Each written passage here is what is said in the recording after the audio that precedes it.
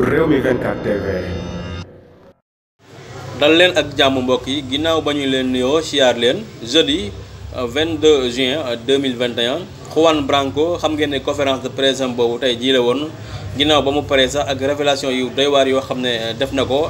moom moomee di Juan Branco ma ngay teg ay preuve am ci table bi li ci doy waar nag mooy kii di Amadou Sall di doom ci président Sall ak kii di première dame ak kii di Farba Ngom ñoom ñooñee kii di Juan Branco ma ngay xamle ne ñoom daal dañuy recruter ay nervi ngir ñu mën a dal ci kaw sénégalais yi loolee la ñu nemee kon Juan Branco daal la mu yaatal ca conférence de presse boobu noonu tey jii amul dara lu mu bàyyi yàq na leen lu mel ne xamee rek moom nga xam ne mooy njiitu réew mi ak première dame ak ki nga xam ne mooy Amadou Sall ak ki nga xam ne mooy Farba Ngom moom moomee di Juan Branco ma ngay xam le ne daal ñiy recruter ay nervi am na ci ay preuve yu leer naa ñi du kenn ku dul Amadou Sall Farba Ngom ak Marème Faye Sall kon loolee la Juan Branco xamle jamono yi moom mooy def bës ci Sénégal moom moomee di Juan Branco ak conférence de presse bi nga xam ne daal dina koy amal ay pàcc yu am solo yoo xam ne daal kii di Juan daal dina koy def fi mu toll ni daal sénégalais yi yëpp Juan Branco moom moomee la ñuy waxtaane actualité yi nga xam ne mi ngi koy def ak conférence bi nga xam ne daal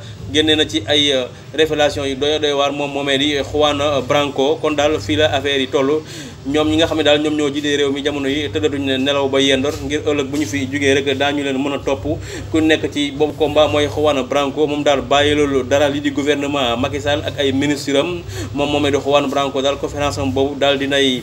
intéressé ñi nga xam ne ñoom ñooy Sénégal yëpp ñu bari daal déglu nañ ko taatal nañ ko segg nañ lépp loo xam ne Juan Branco moom daal dina koy wax kon daal Amadou Sall ak Marème Faye Sall ak Farba Ngom maam Juan Branco si dana leen ci ñi nga xam ne dañuy recruter ay nervi yi yaa ngeen jëf mbokk yi